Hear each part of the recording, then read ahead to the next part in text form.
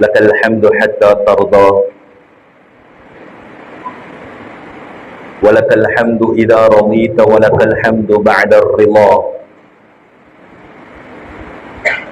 يا ربي لك الحمد كما ينبغي لجلال وجهك وعظيم سلطانك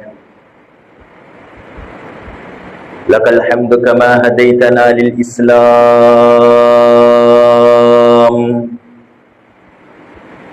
ولك الحمد كما علمتنا الحكمة والقرآن سبحانك إني كنت من الظالمين أشهد أن لا إله إلا الله وأشهد أن محمدا عبده ورسوله صلى الله على سيدنا محمد وعلى آله وأصحابه وأتباعه وذرياته وأهل بيته رضوان الله عليهم أجمعين أما بعد فقد قال الله تعالى في كلامه القديم بعد أعوذ بالله من الشيطان الرجيم بسم الله الرحمن الرحيم إن أول بيت وضع للناس للذي ببكة مباركا وهدى للعالمين فيه آيات بينات مقام إبراهيم ومن دخله كان آمنا صدق الله العلي العظيم. புகழ் அனைத்தும் ஏக வல்லவன் அல்லாஹு ஜல்ல ஷானஹு தஆலாவுக்கே உரித்தாகட்டும். அல்ஹம்துலில்லாஹ். ஸலவாத்தும் சலாமும் எங்கள் தலைவர் முஹம்மது முஸ்தபா ஸல்லல்லாஹு அலைஹி வஸல்லம் அவர்கள் மீதும் அவர்களை பின்தொடர்ந்த அனைத்து நல்ல மக்கள் மீதும் என்றென்றும் நின்று நிலவட்டுமாக. எல்லா நிலைமைகள்லையும் என்னையும் உங்களையும் படைச்சு பராமரிச்சு பாதுகாத்து கொண்டிருக்கக்கூடிய ரப்புல் ஆலமீன் அல்லாஹ்வை பயந்து தக்வாவுடன் வாழும்படி முதற்கண் எனக்கும் என் குடும்பத்தினர்களுக்கும் அப்பால் உங்களுக்கும் நாம் வசியத்தும் செய்து கொள்கிறேன். கண்ணியத்திற்குரிய ஸ்ரீதேவிகளே, உலகத்தினுடைய எல்லா பகுதிகளில் இருந்தும் அல்லாஹுடைய விருந்தாளிகளாகிய ஹஜ்ஜாஜிகள் மேலான ஹஜ்ஜுடைய அமலை செய்வதற்காக வேண்டி இஹ்ராம் கட்டி லப்பைக் அல்லாஹும்ம லப்பைக் லப்பைக் லா ஷரீக லக லப்பைக் இன்னல் ஹம்த வன் நிஅமத லக வல் முல்க் லா ஷரீக லக என்ற தல்பியாவை சொன்னவர்களாக அல்லாஹுடைய மேலான கஅபாவை நாடி அலையலையாக போய்கொண்டிருக்கக்கூடிய ஒரு காலகட்டத்திலே நாம் எல்லாம் இருந்து கொண்டிருக்கிறோம். இந்த வருஷம் அல்லாஹ் யார் யாருக்கெல்லாம் அந்த மேலான ஹஜ்ஜுடைய கடமையை நிறைவேற்றக்கூடிய பாக்கியத்தை நசீபாக்கினானோ அத்தனை ஹஜ்ஜாஜிகளுடைய ஹஜ்ஜையும் அல்லாஹ் ஹஜ்ஜம் மப்ரூர் ஒப்புக்கொள்ளப்பட்ட ஹஜ்ஜா அல்லாஹ் அங்கீகரித்தருள்வானாக. வஸஅயம் மஷ்கூர் அவர்களுடைய சஐக்களை நன்றி செலுத்தப்பட்ட சஐயாக ஏற்றருள்வானாக. வஸம்பம் மக்ஃபூர் அவர்களுடைய பாவங்கள் எல்லாம் மன்னிக்கப்பட்டு அன்று பிறந்த பாலகன் போன்ற அத்தனை ஹஜ்ஜாஜிகளையும் அல்லாஹ் பொருந்திக் கொள்வானாக. என்ற உள்ளத்திலேயும் ஒரு ஆசை, அந்த பல லட்ச ஹஜ்ஜாஜிகளோடு சேர்ந்து நானும் இஹ்ராம் கட்டி அந்த பல லட்ச ஹஜ்ஜாஜிகளோட அல்லாஹுடைய கஅபாவை வலம் வரணும் என்ற ஒரு ஆசை என்ற உள்ளத்திலேயும் ஒரு ஆசை. அந்த பல லட்ச ஹஜ்ஜாஜிகளோட நானும் சஃபா மர்வாக்கு மத்தியில தொங்கோட்டம் ஓடணும் என்ற ஒரு ஆசை என்ற உள்ளத்திலேயும் ஒரு ஆசை. அந்த பல லட்ச ஹஜ்ஜாஜிகளோட சேர்ந்து அந்த மினாவுல இரா தரிச்சு அந்த அரபாவுடைய மைதானத்துல இருந்து அந்த முஸ்தலிஃபால இரா தரிச்சு எல்லா ஹஜ்ஜாஜிகளும் என்னென்ன கிரிகைகளை அந்த ஹஜ்ஜுடைய அமல்கள்ல செய்வார்களோ அத்தனை அமல்களையும் செய்யணும் என்ற ஒரு ஆசை ஏன உள்ளத்திலேயும் ஒரு ஆசை. ஹஜ்ஜெல்லாம் முடிச்சு எங்கள் உயிரிலும் மேலான கண்மணி நாயகம் ஸல்லல்லாஹு அலைஹி வஸல்லம் அவர்களுடைய சங்கையான பரக்கத்து நிரம்பிய கஸ்தூரி வாசனையை விட அதிகமாக வீசப்படக்கூடிய அந்த வாசனையான மதீனத்துல் முனவ்வராவுல கால் வச்சு அந்த ரௌலாவுக்கு முன்னால இருந்து அஸ்ஸலாத்து வஸ்ஸலாமு அலைக்க யா ரசூலல்லாஹ் என்று சலாம் சொல்லணும் என்ற ஆசையோட யார் யாரெல்லாம் இருந்து கொண்டிருக்கிறார்களோ அத்தனை பேருக்கும் ஹஜ்ஜுடைய பாக்கியத்தை அல்லாஹ் நசீபாக்கி அந்த ரௌலாவுக்கு போய் கண்மணி நாயகம் ஸல்லல்லாஹு அலைஹி வஸல்லம் அவர்களுக்கு நேரடியாக சலாம் சொல்லக்கூடிய பாக்கியத்தை அல்லாஹ் எங்களுக்கும் எங்களுடைய மனைவி பிள்ளைகளுக்கும் குடும்பத்தினர்களுக்கும் பரம்பரையாக அந்த ஹஜ்ஜை செய்யக்கூடிய பாக்கியத்தை தந்தருள்வானாக. ஸ்ரீதேவிகளே, ஹஜ் என்பது உலகத்துல பணம் உள்ளவங்க எல்லாரும் நினைச்சு செய்யற ஒரு அமல் ஒன்று அல்ல. உலகத்துல ஒருத்தருக்கு பணம் மீக்குது, உலகத்துல சுபஹானல்லாஹ் அந்த அளவுக்கு ஆரோக்கியம் மீக்குது, உலகத்துடைய எல்லா பொருளாதாரமும் அவருடைய காலை கீழத்தான் நீக்குது. இவருக்கு ஹஜ்ஜி கிடைக்கும் என்று யாரும் எதிர்பார்க்காதீங்க. ஹஜ்ஜி கிடைக்கிறதுக்கு பணம் காரணம் இல்ல ஸ்ரீதேவிகள், ஹஜ்ஜி கிடைக்கிறதுக்கு ஆரோக்கியம் காரணம் இல்ல, ஹஜ்ஜி கிடைக்கிறதுக்கு எங்கள்கிட்ட இருக்கக்கூடிய தெம்பு காரணம் இல்ல. ஒரு மனுஷனுக்கு வாழ்க்கையில ஹஜ்ஜி கிடைக்கணும்னா அல்லாஹ்வுடைய அருள் பார்வை மட்டும்தான் வேணும். யாருக்கு அல்லாஹ்வுடைய இரக்கமான அந்த அன்பான பார்வை கிடைக்குமோ அவருக்கு பணம் இல்லாட்டியும் அவர் ஹஜ்ஜிக்கு போவாரு. உடம்புல ஆரோக்கியம் இல்ல, எலும்பிக்கொள்ள ஏலா குந்திக்கொள்ள ஏலா என்ற நிலைமை இருந்தாலும் அல்லாஹ்வுடைய அருள் பார்வை அவருக்கு ஈக்கும் என்று அவர் நிச்சயமாக ஹஜ்ஜிக்கு போவாரு. பாக்குறதுக்கு பேமெண்ட்ல வியாபாரம் செய்யறவர், ஏதோ 100 ரூபாய்க்கு 3 துண்டை வித்து வாழ்க்கையை பொழப்ப நடத்துறவர், ஆனா இவர் ஹஜ்ஜிக்கு போவாரா என்று எங்கள்கிட்ட சந்தேகம் இருக்கலாம். அல்லாஹ்வுடைய பார்வையில் இவர் ஹஜ்ஜிக்கு போகணும் என்று எழுதப்பட்டிருந்த சுப்ஹானல்லாஹ், இப்படிப்பட்ட மனிதர்களும் ஹஜ்ஜிக்கு போவாங்க. ஹஜ்ஜுடைய பாக்கியம் கிடைக்கணும் என்ற அல்லாஹ்வுடைய அருள் பார்வை மட்டும்தான் எங்களுக்கு வேணும். இன்னைக்கு இந்த குத்துபாவுக்கு வந்திருக்கக்கூடிய சகோதரர்கள் ஒவ்வொருத்தரும் நியத்து வைங்கோ, எனக்கு ஆரோக்கியம் இருந்தாலும் இல்லாட்டியும், எனக்கிட்ட பணம் இருந்தாலும் இல்லாட்டியும், எனக்கிட்ட செல்வம் இருந்தாலும் இல்லாட்டியும், எனக்கிட்ட அறிவு இருந்தாலும் இல்லாட்டியும், எப்படியாவது ஒரு ஹஜ்ஜுடைய வாழ்க்கையில செய்யணும், அல்லாஹ்வுடைய திருப்தியை அடையணும்.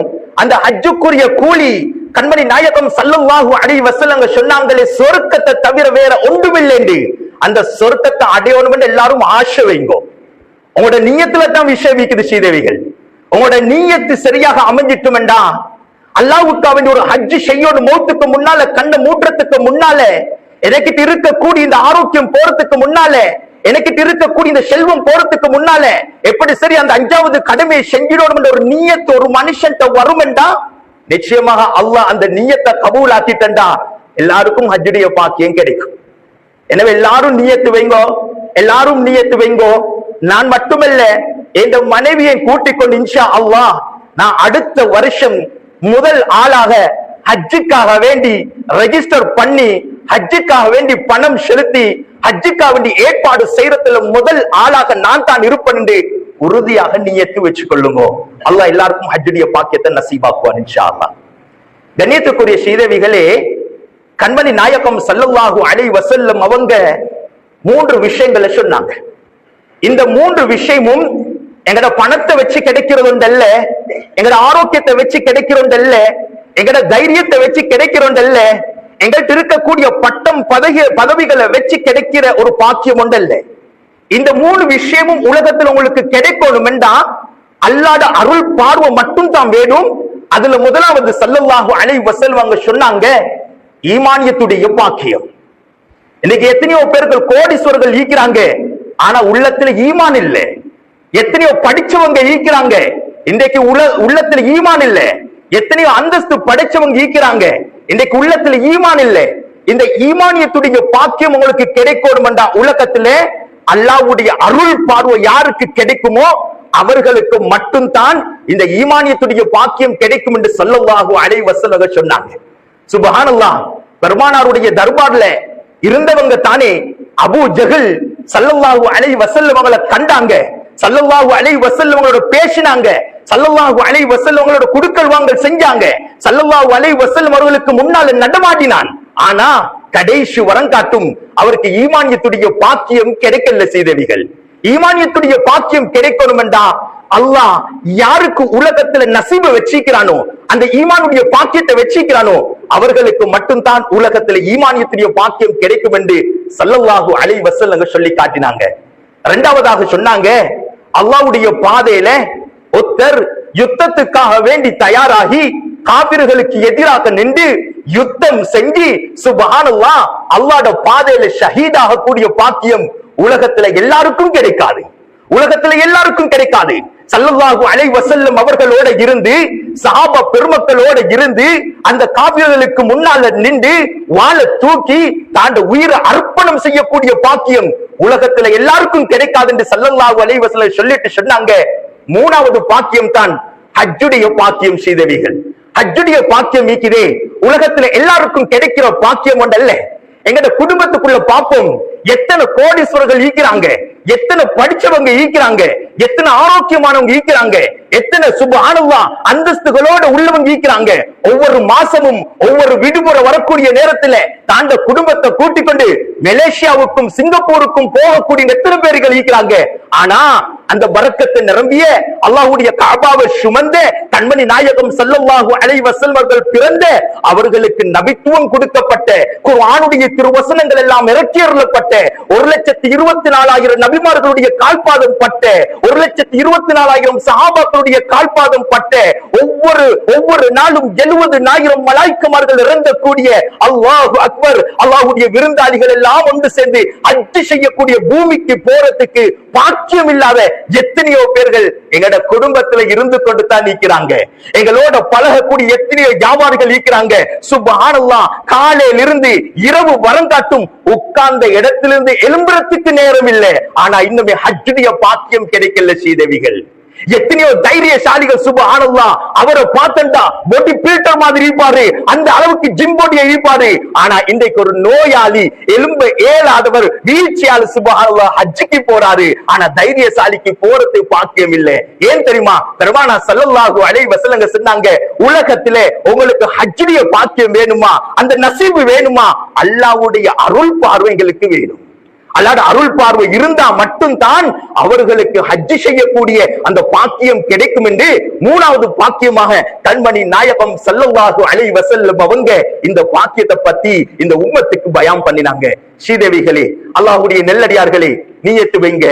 நாங்கெல்லாம் நசீப கேட்போம், அல்லாஹ்ட்ட நசீப கேட்போம். இன்றைக்கு நாங்க ஆரோக்கியமா ஈக்கிறோம், இன்றைக்கு ஹஜ்ஜ பத்தி யோசனை இல்லாம ஈக்கிறோம், அதனுடைய சிந்தனை இல்லாம ஈக்கிறோம், அதற்காக வேண்டிய ஏற்பாடுகள் செய்யாம ஈக்கிறோம். இல்ல ஹஜ்ஜுடைய யோசனை ஒவ்வொருத்தருக்கும் வரணும், ஒவ்வொருத்தருக்கும் வரணும். நியத்து வைங்க, யா அல்லாஹ் நான் மட்டுமல்ல என்ற மனைவியை அழைச்சு கொண்டு வார வருஷம் 2027ஆம் ஆண்டு ஹஜ்ஜுக்காக வேண்டி போற அந்த லிஸ்ட்ல நானும் என்ற மனைவியும் சேர்த்துக்கோ என்று எல்லாரும் உறுதியாக நியத்து வைங்க. சீதவிகள் அல்லாஹ் உங்களோட நியத்தை தான் பார்க்கிறான், உங்களோட கல்பை தான் பார்க்கிறான். உங்களோட கல்வில இன்றைக்கு வெட்டக்கூடிய நியத்து சரியாக இருந்திருந்தா அல்லாஹ் அக்பர், பணம் என்ன பணம், உங்களோட ஆரோக்கியம் என்ன ஆரோக்கியம், உங்களோட தைரியம் என்ன தைரியம். அல்லாஹ் அக்பர், நீங்க ஏழையாக இருந்தாலும் சாதாரண தொழிலாளியாக இருந்தாலும் பேமெண்ட்ல வியாபாரம் செய்யக்கூடிய சாதாரண ஒரு ஊழியனாக இருந்தாலும் அல்லாஹ் அக்பர், வார வருஷம் ஹஜ்ஜுக்கு போற அந்த பட்டியலை நீங்க முதல்ல நிப்பீங்க. அல்ல உங்கள் அனைவர்களுக்கும் உங்களுடைய மனைவி மக்களோட ஹஜ் செய்யக்கூடிய பாக்கியத்தை நசீபாக்கி தருவானாக. கண்ணியத்துக்குரிய ஸ்ரீதேவிகளே, ஏன் ஹஜ் செய்யுங்க என்று சொல்ற தெரியுமா? ஏன் ஹஜ் செய்யுங்க சொல்ற தெரியுமா?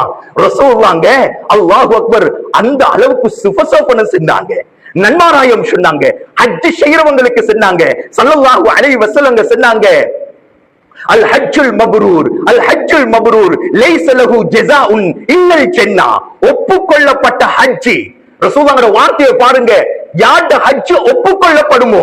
இன்றைக்கு சிலர்கள் ஹஜ்ஜுக்கு போறாங்க, அல்லாஹ் பாதுகாக்கணும், பேருக்கு போறாங்க, புகழுக்கு போறாங்க, பாராட்டுக்கு போறாங்க, மத்தவங்க பேசணும்ன்றதுக்காக வேண்டி போறாங்க, மத்தவங்களுக்கு முகம் காட்டணுமே, இவ்வளவு பணம் இருந்தும் இவர் ஹஜ்ஜிக்கு போகல என்று கேட்பாங்களே என்ற நோக்கத்தோட எத்தனையோ பேர்கள் வியாபார நோக்கத்தோட அல்லாஹு அக்பர் நோக்கமே இல்லாம எத்தனையோ பேர்கள் ஹஜ்ஜிக்கு போறாங்க. எல்லாருக்கும் சொர்க்கம் இருக்கிறது ஸல்லல்லாஹு அலைஹி வஸல்லம் சொல்லல. ரசூலுல்லாஹ்வுடைய வார்த்தை என்ன தெரியுமா? அல் ஹஜ்ஜுல் மப்ரூர், ஒப்புக்கொள்ளப்பட்ட ஹஜ். யாருடைய ஹஜ் ஒப்புக்கொள்ளப்படுமோ அவர்களுக்கு தான் சுவர்க்கத்தை தவிர வேற எதுவும் கூலியாக கொடுக்கப்படாது என்று கண்மணி நாயகம் ஸல்லல்லாஹு அலைஹி வஸல்லம் சொல்லி காட்டினாங்க. ஒரு சிறப்பான பூமி ஸ்ரீதேவிகளே, எங்கட பாவங்கள் எல்லாம் மன்னிக்கப்படக்கூடிய பூமி.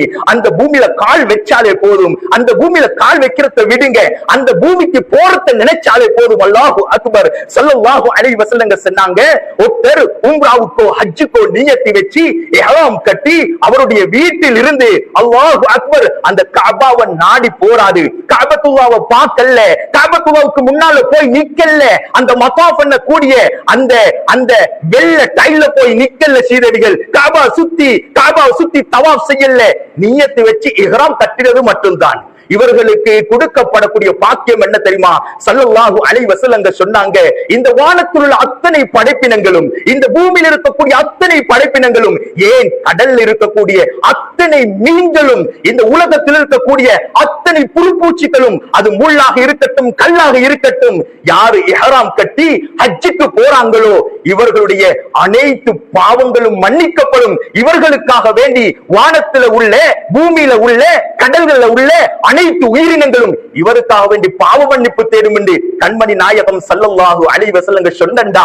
நீயத்துக்கு இப்படி ஒரு பாக்கியம் வேண்டா, நீயத்துக்கு இப்படி ஒரு பாக்கியம் வேண்டா. இந்த பாக்கியம் இல்லாமல் மௌத்தாகின நஷ்டமே சீதேவிகள். இந்த பாக்கியம் இல்லாமல் மௌத்தாயின நஷ்டம்.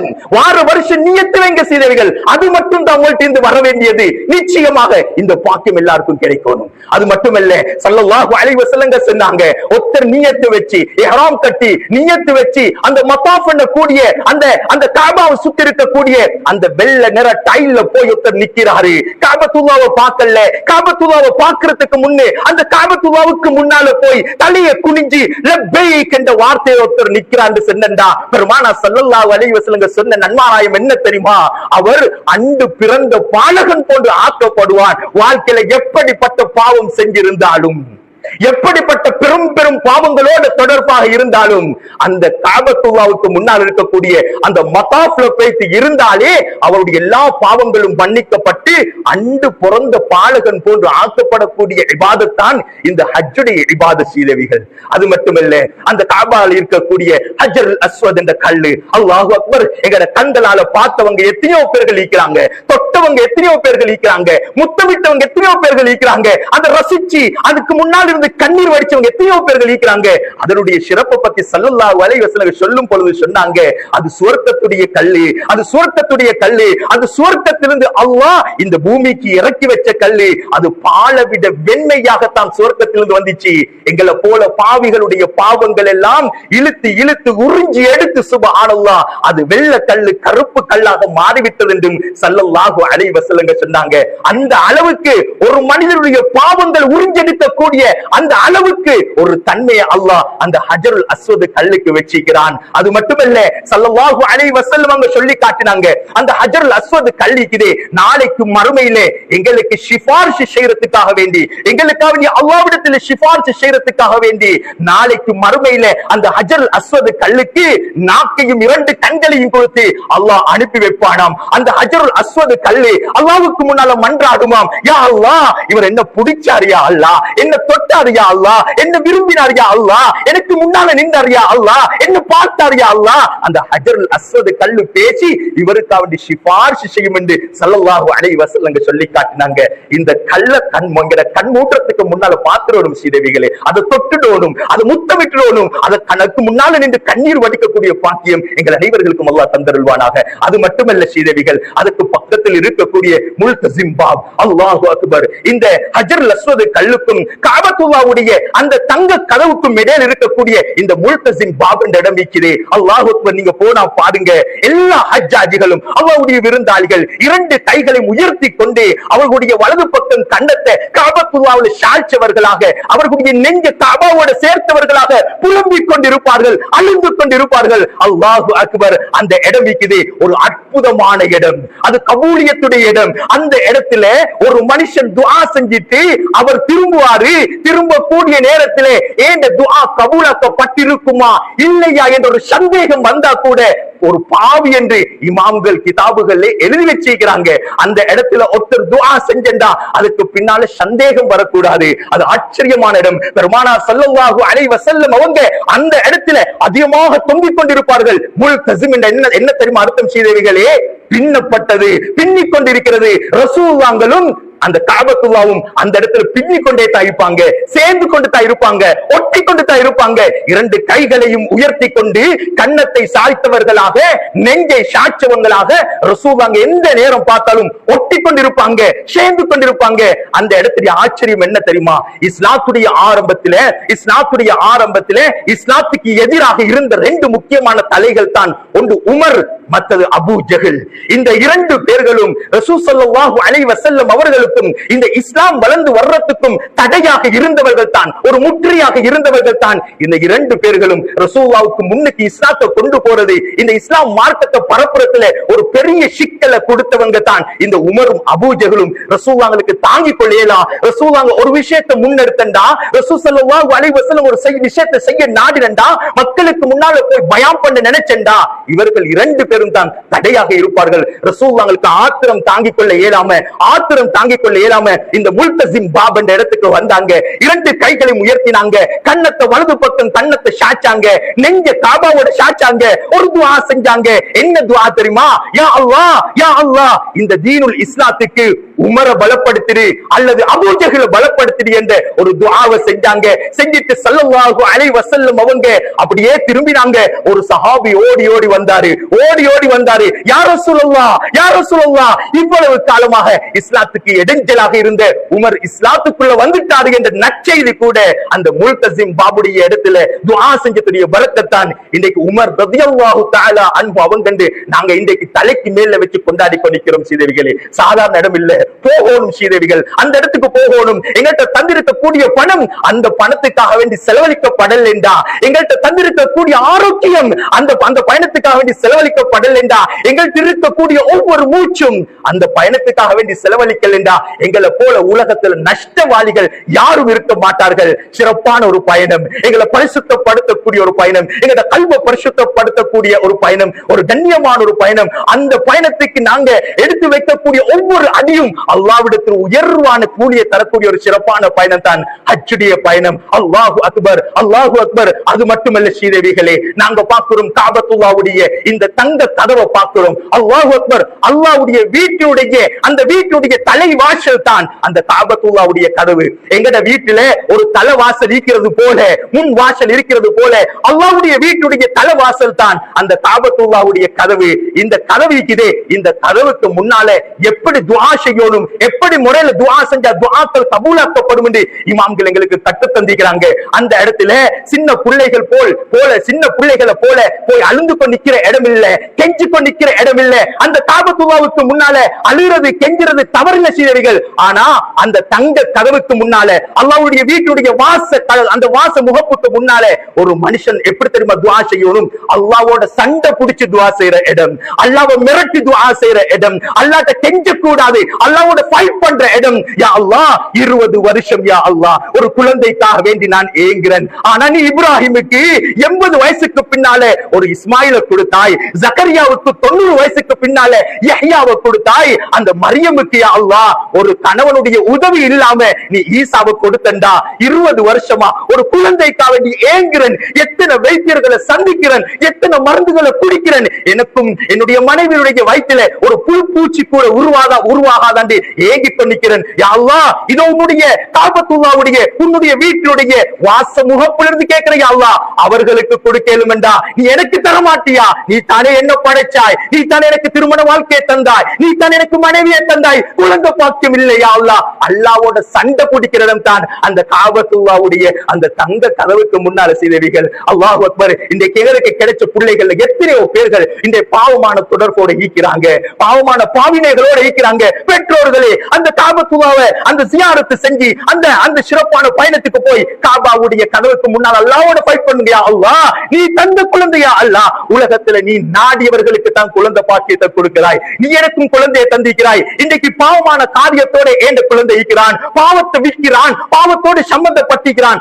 அவனால சமூகமே நாசமாய் கொண்டு போய் கொண்டிருக்கிறது. ரஹ்மானே, இந்த புள்ளி ஒரு சாலிஹான குழந்தை ஆக்கி தந்திருந்து ஒவ்வொரு பெற்றோர்களும் ரப்போடு ஃபைட் பண்ற இடம் தான் அந்த காபத்துல்லாவுடைய கதவுக்கு முன்னால செய்தவைகளே. உங்களோட தொழில பிரச்சனையா, நீங்க வருஷக்கணக்கு நோயோட கஷ்டப்படுறீங்களா, அந்த நோய் இந்த நோய் என்று அல்லாஹ் அக்பர் ஆஸ்பத்திரி மருந்து தொடர்பா இருக்கிறீங்களா, அந்த காபத்துல்லா முன்னுக்கு போங்கோ. அந்த தங்க கதவுக்கு முன்னால இருந்து, யா அல்லாஹ், உலகத்துல நாம் பிறக்கக்கூடிய நேரத்துல அழகாக பிறந்தன், ஆரோக்கியமாக பிறந்தன், இன்றைக்கு வருஷக்கணக்கு நோயோட கஷ்டப்பட்டு கொண்டிருக்கிறேன், எலும்பிக்குள்ள ஏலா கேன்சர்ன்றாங்க, அந்த நோய் இந்த நோய் என்று சொல்றாங்க. யா அல்லாஹ், நீ தந்த நோய் நீயே தான் எடுக்கணும் என்று அல்லாஹ்வோட சண்டை பிடிக்கிற இடம் தான் அந்த காபத்துல்லாவுடைய அந்த தங்க கதவுக்கு முன்னால செய்தவர்களே. மௌத்துக்கு முன்னால போயிடும் பாப்பா, மௌத்துக்கு முன்னால நியத்து வைங்க. யா அல்லாஹ், அந்த ஹஜ்ஜுடைய பாக்கியம் இல்லாமல் என்ன மௌத்தாக்கிறாத. அந்த சிறப்பான பூமிக்கு நான் மட்டுமல்ல, என்னோட இரவு பகலாக கஷ்டப்படக்கூடிய நேரத்துல இன்றைக்கு வீட்டுல பார்த்தா முதல்ல எழும்புறது எங்கட பொண்டாட்டி,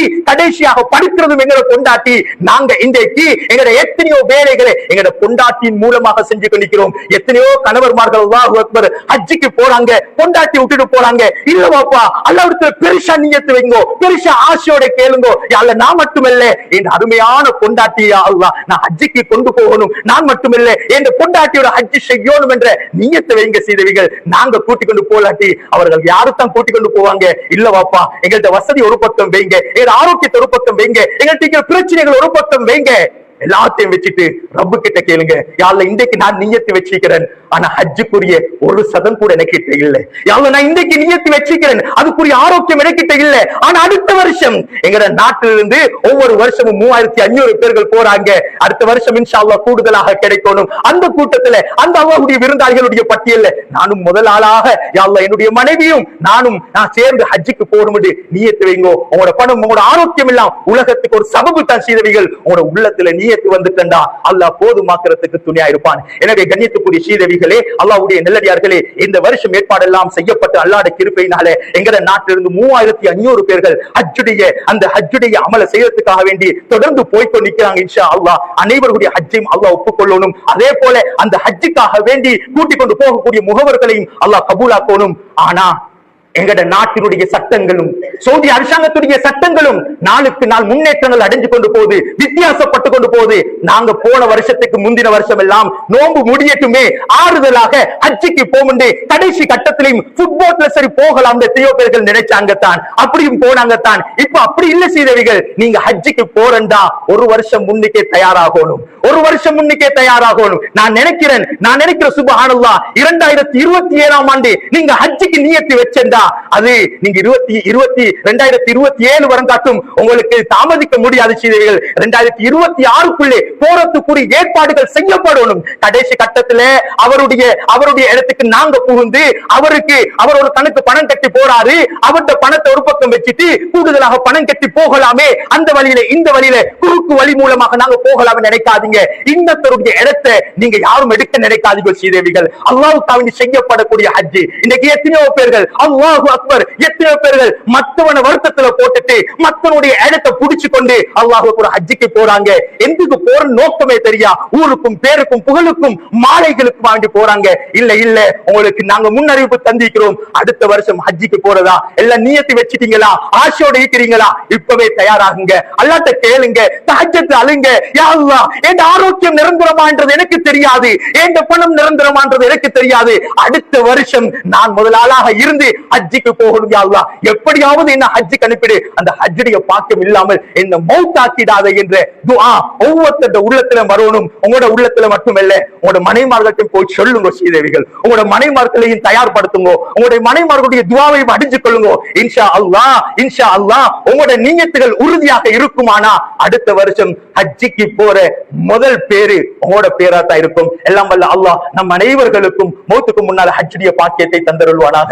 யா அல்லாஹ் உன்ன விருந்தாளியாக நானும் இஹ்ராம் கட்டணும் ரஹ்மானே. அந்த கஅபத்துல்லாஹ்வுடைய பூமியை மிரிக்கணும் ரஹ்மானே. அந்த பல லட்ச ஹஜ்ஜாஜிகளோட சேர்ந்து நானும் ஹஜ் செய்யணும் ரஹ்மானே. யா அல்லாஹ் எங்களுக்கு ஹஜ்ஜுடைய பாக்கியத்தை தந்தருள்வாயாக. ஹஜ் இல்லாம ரஹ்மானே எங்களை மௌத்தாக்கிறாத ரஹ்மானே. கண்மணி நாயகம் ஸல்லல்லாஹு அலைஹி வஸல்லம் அவர்களுடைய சிறப்பான உடம்பை சுமந்திருக்கக்கூடிய அந்த மதீனத்துல் முனவ்வராவுக்கு போய் நேரடியாக சலாம் சொல்லக்கூடிய பாக்கியத்தை எனக்கும் என்னுடைய பிள்ளைகளுக்கும் மனை மக்களுக்கும் என்னுடைய பரம்பரைக்கும் தந்தருள்வாயாக. எல்லா முஸ்லிம்களையும் கபூல் செய்தருள்வாயாக. எல்லா முஸ்லிம்களையும் பொருந்திக் கொள்வாயாக. எல்லா முஸ்லிம்களுக்கும் யா அல்லாஹ் நிரப்பமான ஆஃபியத்தை கொடுத்தருள்வாயாக. உலகத்திலே எங்கெங்கெல்லாம் முஸ்லிம்கள் வாழ்ந்து கொண்டிருக்கிறார்களோ அனைவர்கள் நிம்மதியாக சந்தோஷமாக வாழ வைத்தருள்வாயாக. யா அல்லாஹ் என்ற நாட்டுக்கும் பரக்கத்தை செய்தருள்வாயாக. இந்த வருஷம் 3500 பேர்கள் யா அல்லாஹ் ஹஜ்ஜுக்காக என்கிற நாட்டிலிருந்து போறாங்க ரஹ்மானே. அனைத்து ஹஜ்ஜாஜிகளுடைய ஹஜ்ஜையும் ஹஜ்ஜ மப்ரூர் ஒப்புக்கொள்ளப்பட்ட ஹஜ்ஜாக அல்லாஹ் அங்கீகரித்தருள்வானாக. யா அல்லாஹ் அந்த ஹஜ்ஜாஜிகளை கூட்டிக் கொண்டு போகக்கூடிய முகவர்களுடைய வாழ்க்கையிலும் பரக்கத்தை செஞ்சு யா அல்லாஹ் அழகான முறையில நிரப்பமான முறையில மன திருப்தியோட அந்த ஹஜ்ஜுகளை செஞ்சுட்டு வரக்கூடிய பாக்கியத்தை எங்கள் அனைவர்களுக்கும் தந்தருள்வானாக. வ ஆகிர தஅவானா அனில் ஹம்துலில்லாஹி ரப்பில் ஆலமீன்.